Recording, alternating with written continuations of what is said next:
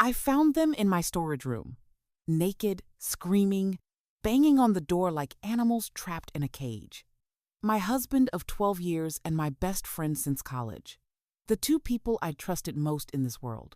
The smell of their fear mixed with cheap wine and expensive perfume still makes me sick to my stomach. But here's what they don't know yet. What nobody knows. I didn't just stumble upon them. I put them there. I locked that door myself, cut the power, and watched through my phone as they realized what I'd done. And before I tell you exactly how I planned every single second of their nightmare, how I made sure they'd never forget what betrayal actually costs, I need you to do something for me. Hit that like button right now and subscribe, because this story, this real story that destroyed my marriage and rebuilt my life, is about to get darker than you can imagine. My name is Sarah, and 6 years ago, I thought I had everything figured out.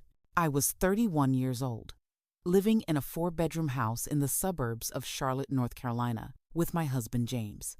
We'd been together since I was 19, married at 23 right after I finished my nursing degree. James worked in pharmaceutical sales, traveled twice a month for conferences, made good money. We had plans, big plans. A baby by 35, maybe 2. Early retirement, travel the world, grow old on a porch somewhere warm. The kind of dreams everyone has before life shows them who they really married. My best friend Emma had been in my life even longer. We met freshman year at UNC Chapel Hill, shared a dorm room that smelled like ramen and lavender candles, stayed up all night talking about boys and futures and fears. She was a graphic designer, freelanced from home, always struggling with deadlines and client drama. I was her rock. She was my sister. When she went through a brutal breakup with her boyfriend of 4 years, I was the one who held her while she cried, brought her soup, told her she deserved better. When James and I got married, she was my maid of honor. She gave a speech that made everyone cry, talking about soulmates and forever and how lucky I was. I remember thinking that night, looking at her in that lavender bridesmaid dress, that I really did have it all. A husband who kissed my forehead every morning, a best friend who knew every secret I'd ever kept, a job I loved at the hospital where I felt like I made a difference.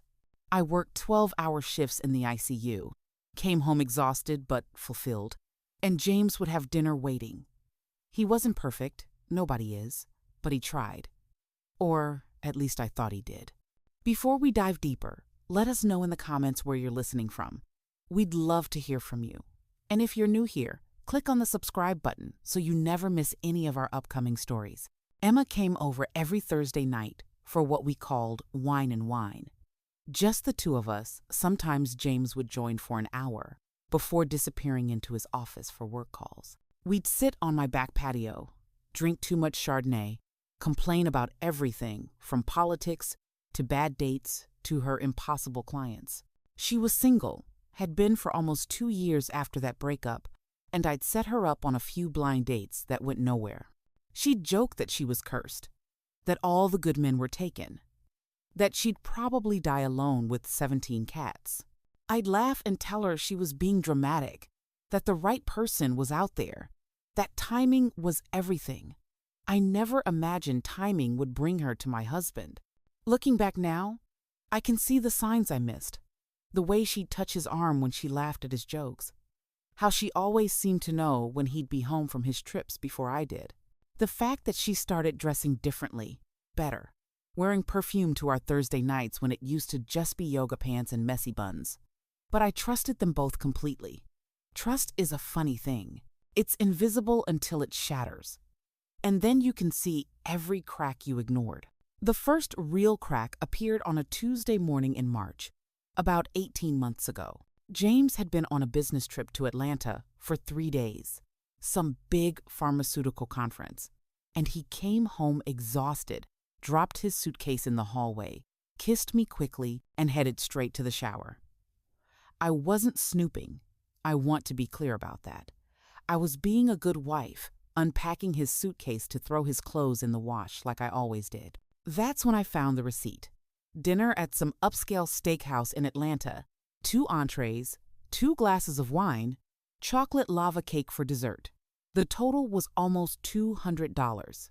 I stared at it for a long time, my hands shaking slightly, telling myself there was a reasonable explanation. Maybe a client dinner, maybe a colleague.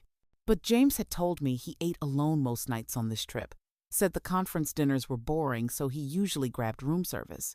I folded the receipt, put it in my pocket, and didn't say anything. I told myself I was being paranoid. He traveled for work constantly. Of course, there'd be business dinners I didn't know about, except the receipt was dated for a night he'd specifically texted me saying he was too tired to go out, that he was ordering a burger to his room and going to bed early. I checked our text messages 3 times. The date matched. He'd lied. Small lie, maybe meaningless, but it was there. A tiny crack in the foundation I'd built my life on. Then came the phone thing. James had never been secretive with his phone before. It used to sit on the kitchen counter, no password, and I'd answer it sometimes if he was in the shower and a client called. But suddenly, about a month after the Atlanta trip, he changed his password. Didn't tell me.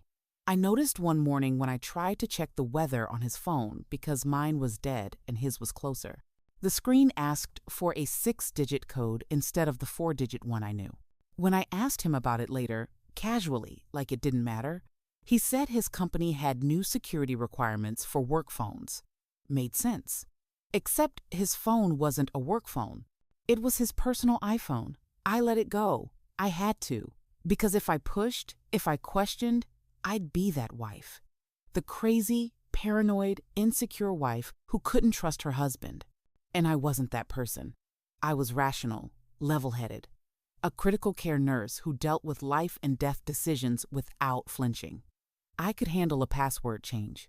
But the texts increased. Constant texts. At dinner, during movies, in bed at night when we used to talk. His phone would buzz and he'd glance at it, smile sometimes, type something quick, and put it face down. Always face down now. I started counting. 11 times during one dinner. 16 times during a Saturday movie we tried to watch together. I asked him once who he was texting so much, and he said it was a new client, high maintenance, needed constant updates. The client's name was never mentioned. I never saw an email about them. But I smiled and nodded and felt something cold settle in my chest. Emma started acting different too, around the same time. She'd always been affectionate, hugged me hello and goodbye, told me she loved me at the end of phone calls. But she became distant, distracted. She'd check her phone during our Thursday nights, smile at the screen, and when I'd ask who it was, she'd say just a guy from a dating app, nothing serious. I was happy for her. I wanted her to find someone. I'd ask questions. What's his name? What does he do? When are you going to meet him? And she'd brush it off, say it was too new to talk about, that she didn't want to jinx it. That should have been another red flag. Emma told me everything. Every awful first date, every ghosting, every disappointment. Since when did she keep dating stories from me? But I was busy, working double shifts at the hospital because 2 nurses had quit and we were understaffed. Coming home exhausted, barely having energy to eat dinner, let alone analyze my best friend's sudden privacy. James was traveling more too, almost every week now, sometimes twice a week. Chicago, Boston, Miami, Denver. I'd kiss him goodbye at the door, tell him to be safe, text me when he landed. He always did. Always the perfect husband on the surface. The real break happened on a Friday night in September, about 6 months ago. James was supposed to be in Seattle for a weekend conference. Emma had canceled our Thursday wine night. Said she wasn't feeling well. Maybe coming down with something. I'd worked a particularly brutal shift, lost a patient I'd been caring for all week, a young mother with 3 kids, and I needed my friend. I needed to talk to someone who wasn't my husband, because James never really knew how to handle my work grief. He'd say the right things, but his eyes would glaze over, and I'd feel alone even when he was sitting right next to me. I called Emma around 9 p.m., crying, asking if I could come over even though she was sick. She didn't answer. I called again. Nothing. Texted her. Nothing. I started to worry. Emma always answered. Always. Especially if I called twice. I drove to her apartment, a small, one-bedroom place, about 15 minutes from my house. Her car was in the parking lot. Lights were off inside. I knocked on her door for 5 minutes. No answer. I was about to call the police, genuinely scared something had happened to her, when my phone buzzed. A text from Emma. Sorry, fell asleep. Feeling awful. Don't want to get you sick. Talk tomorrow. I stood outside her dark apartment, staring at that text, and something in my gut twisted. The text felt wrong. Emma never texted like that, so formal, so short. And her car was here, but her lights were off at 9 p.m. on a Friday night? Emma was a night owl, never went to bed before midnight. I sat in my car for 20 minutes, watching her apartment window, and the light never came on. I drove home feeling sick, not from grief anymore, but from something else, something I couldn't name yet. That night, I couldn't sleep. I lay in bed, staring at the ceiling, and my mind kept circling back to all the little things. The receipt, the password, the constant texting, Emma's distance, the dating app guy she wouldn't talk about, James's increased travel. And then, like a punch to the stomach, I remembered something. A month ago, James had come home from a Chicago trip wearing cologne I didn't recognize. When I asked about it, he said he'd run out of his usual brand and grab something at the airport. I hadn't thought about it again until that moment. But Emma had commented on it too the next Thursday when she came over. She'd said something smelled good and James had laughed, said it was his new cologne. The way she'd said it, though, the way she'd looked at him. I'd dismissed it then, but now, lying alone in my bed, I replayed that moment over and over. She'd known what cologne he was wearing. She'd recognized it immediately. I became someone I didn't recognize. A detective in my own life, searching for evidence of something I desperately hoped wasn't true. I started checking James's suitcase more carefully when he came home from trips. I found another restaurant receipt, this time from Miami. Another dinner for 2. Confronted him about it calmly, asked who he'd eaten with, and he'd said a colleague from the Boston office, some guy named Rick. I asked Rick's last name. James hesitated, just for a second, before giving me one. I looked up the Boston office directory later. No Rick in pharmaceutical sales. The lie was confirmed. I checked our cell phone records online, something I'd never done in 12 years of marriage. James's number had been texting one particular number hundreds of times a month. Hundreds. I didn't recognize the number. I called it from a burner phone I bought at a gas station, feeling insane but desperate. It rang 4 times and went to voicemail. Emma's voice. Hey, you've reached Emma. Leave a message. I hung up and sat in my car in that gas station parking lot, and everything inside me went numb. My husband and my best friend, the 2 people I loved most. How long had this been going on? How could I have been so blind? How many times had they laughed about me, pitied me, lied to my face? I wanted to scream. I wanted to drive to Emma's apartment and confront her. I wanted to call James and demand the truth, but I didn't. Because some part of me, the nurse part that stays calm during codes and traumas, knew that I needed proof. Real proof. The kind they couldn't deny or explain away. So I planned. James had a business trip scheduled for Denver in 2 weeks. 4 days, Wednesday through Saturday. I told him I'd picked up extra shifts at the hospital to cover for a coworker's vacation, that I'd barely be home anyway. He kissed my forehead, said he'd miss me, and I smiled like my heart wasn't dying. The week before his trip, I installed a tracking app on his phone. It took me 3 tries, waiting until he was in the shower, hands shaking so badly I almost dropped the phone. But I did it. I also installed a small security camera in our storage room, the one attached to our garage that we barely used, just kept boxes of old clothes and holiday decorations. It had a lock on it, a thick padlock that James had installed years ago to keep it secure. I had both keys. The camera was hidden behind a box of Christmas lights, motion activated, recording straight to my phone. I didn't know if I'd need it.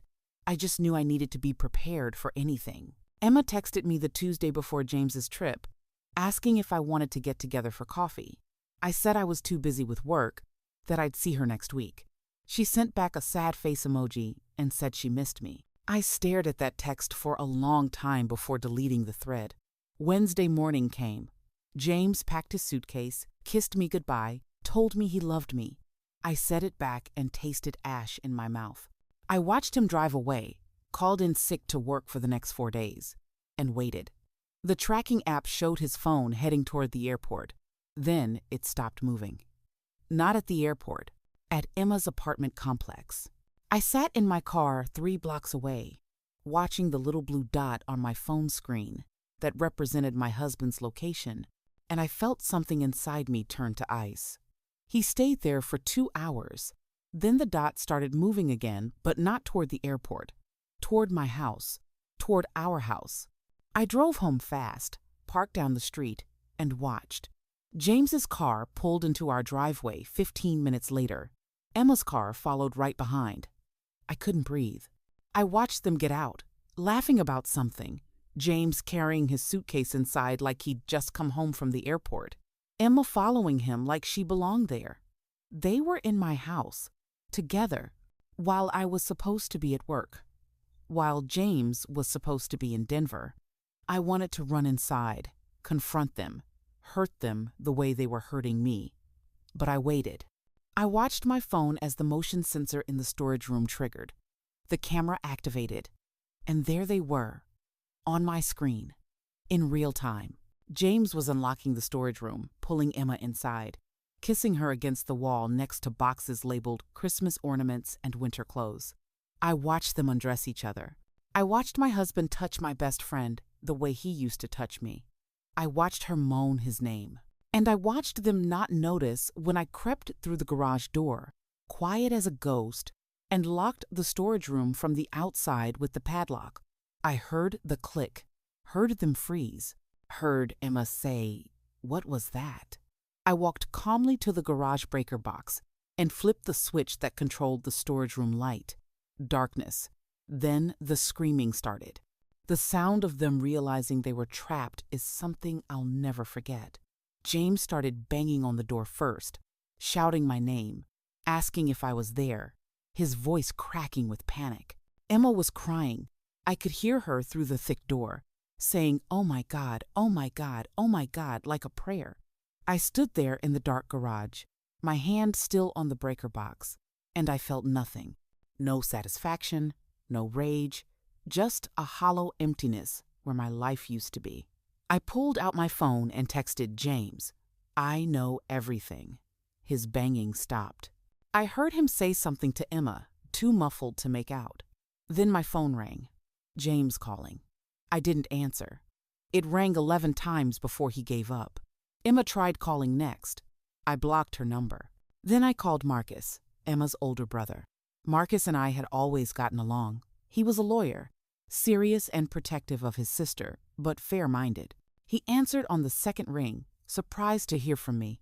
I asked him if he could come to my house right away, that it was an emergency involving Emma. He said he'd be there in 20 minutes. I waited in my kitchen, sitting at the table where James and I had eaten breakfast that morning, where Emma and I had shared 1,000 glasses of wine, and I felt like I was watching my life from outside my body. Everything looked the same, but nothing would ever be the same again. Marcus arrived looking worried, asked where Emma was, if she was okay. I told him she was in my storage room with my husband. He looked confused. I handed him my phone with the security camera footage pulled up, watched his face change as he realized what he was seeing. His little sister and his friend's husband. He looked at me, and I saw pity in his eyes, and that almost broke me. But I held it together. I asked him to be a witness. He nodded. We walked to the garage together. I unlocked the padlock, and Marcus pulled the door open. The smell hit us first. Sweat and fear and expensive perfume. Emma stumbled out first, wrapped in some old curtains she'd found in a box. Her makeup smeared down her face, eyes red from crying. She looked at me and opened her mouth, but I held up my hand. I told her not to speak, that I didn't want to hear her voice ever again. James came out next, still half-dressed, his face pale, hands shaking. He tried to say my name, and I stepped back like he was contaminated. Marcus stood between us, looking at his sister with an expression I'd never seen before, disgust mixed with disappointment. Emma started sobbing, saying she was sorry, saying it just happened, saying she never meant to hurt me. I laughed, actually laughed, because what does it mean that something just happened for months, maybe years? Hundreds of text messages, secret dinners, lies upon lies upon lies. James tried a different approach. He said we could work through this, that he'd made a mistake, that he loved me, that Emma meant nothing. Emma's face when he said that, the way she flinched like he'd slapped her, almost made me feel sorry for her. Almost. I told James to pack a bag and get out of my house. He tried to argue. Marcus stepped forward, and James's mouth snapped shut. He went upstairs, packed some clothes, came back down looking like he wanted to say something else. I stared at him until he left. Emma was still standing in my garage, wrapped in old curtains, crying. Marcus told her to get dressed and go wait in his car. She looked at me one more time, whispered, "I'm so sorry," and I turned my back on her. After they left, I sat on my garage floor and cried for the first time since I'd found out. Cried for the marriage I'd thought I had. Cried for the friendship I'd believed was real. Cried for the future I'd planned that would never happen now. I cried until I couldn't breathe, until my ribs hurt, until there were no tears left. Then I got up, went inside, and called a divorce attorney. The next few months were a nightmare of legal proceedings and family drama. James tried to convince me to go to marriage counseling, sent flowers to the hospital, left voicemails begging for another chance. I blocked his number, communicated only through lawyers. Emma tried reaching out too, sent a 10-page letter explaining how the affair had started, how guilty she'd felt, how she'd tried to end it multiple times, but James had convinced her they were meant to be together. Reading that letter, I realized she'd actually believed he was going to leave me for her. The delusion was almost sad. James's family took his side at first. His mother actually called me to say that marriages go through rough patches, and I was being too harsh. I sent her the security footage.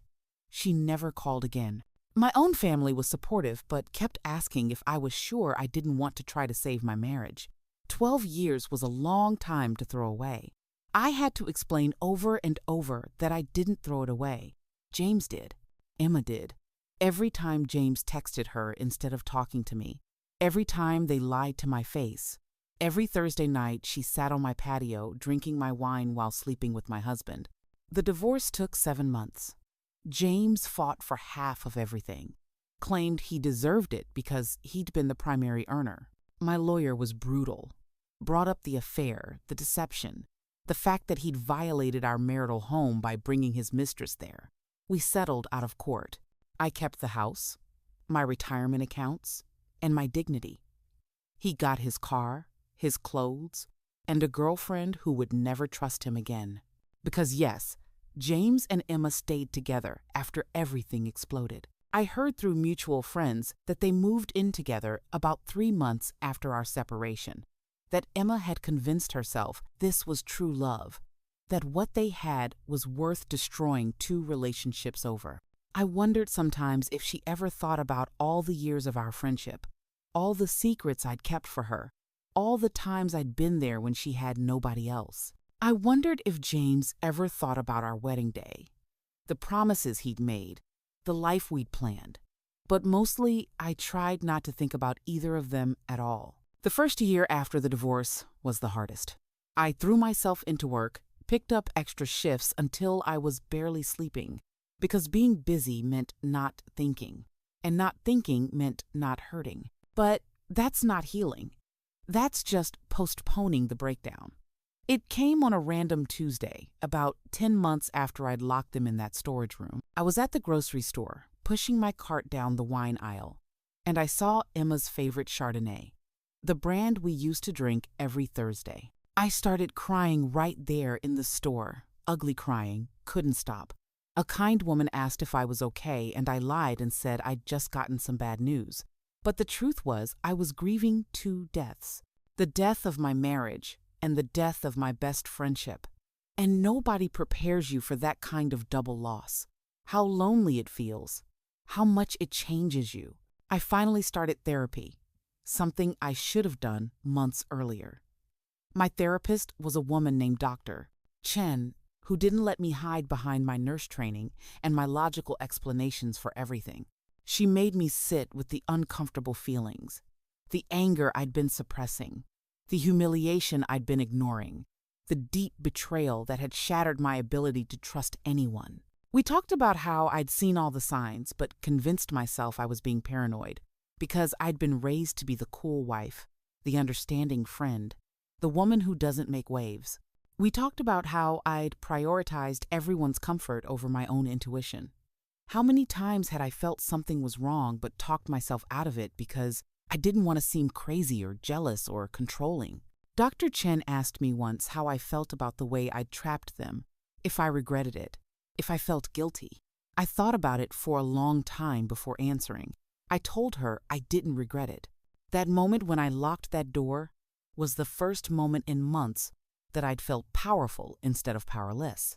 They'd made me a fool in my own life, lied to me daily, made plans behind my back, and I was supposed to just accept it? I was supposed to be the bigger person and confront them calmly? No. They needed to feel trapped because that's how they'd made me feel. Trapped in a marriage that was a lie. Trapped in a friendship that was fake. They needed to experience a fraction of the panic and helplessness I'd felt when I realized the two people I loved most had betrayed me together. Dr. Chen didn't judge me for that. She helped me understand that my reaction came from a place of deep pain, and that acknowledging it didn't make me a bad person. It made me human. Slowly, carefully, I started rebuilding my life. I picked up old hobbies I'd abandoned over the years, started painting again, something I'd loved in college but stopped because James had said we didn't have room for an art studio, and I just accepted that. I turned the guest bedroom into my studio and spent hours there, losing myself in colors and brushstrokes and creating something beautiful from nothing. I reconnected with friends I'd lost touch with over the years, women from nursing school and old college friends who weren't connected to Emma at all. I learned how to be alone without being lonely, how to eat dinner by myself without feeling pathetic, how to travel solo and actually enjoy it. About 2 years after the divorce, I went on my first real date. His name was Michael, a paramedic I'd met at the hospital during a trauma case. He'd asked me out 3 times before I finally said yes, because I was terrified of trusting someone again, of being wrong about someone again. Our first date was coffee, simple and safe. He talked about his work, his passion for cooking, his close relationship with his sister. He asked about me, really asked, listened to my answers like they mattered. At the end of the date, he said he'd like to see me again, but understood if I wasn't ready. I appreciated that more than he knew. We took it slow. Dinner dates, museum visits, long walks in the park where we just talked. He never pushed, never pressured, never made me feel like I owed him anything. When I finally told him about James and Emma, about what had happened, he listened without judgment and then said something I'll never forget. He said the people who hurt you don't get to decide what kind of person you become after they're gone. You do. And I realized he was right. I could let James and Emma's betrayal make me bitter and closed off and suspicious of everyone. Or I could heal, learn from it, and build something better. Michael and I have been together for almost 2 years now. We don't live together yet. We're taking our time, but he's proven himself trustworthy in 1,000 small ways. He texts me back promptly. He's never changed his phone password. He introduces me to his friends and family. He shows up when he says he will. These sound like basic things, but after James, they feel like miracles. I ran into Emma once, about 18 months ago, at a coffee shop downtown.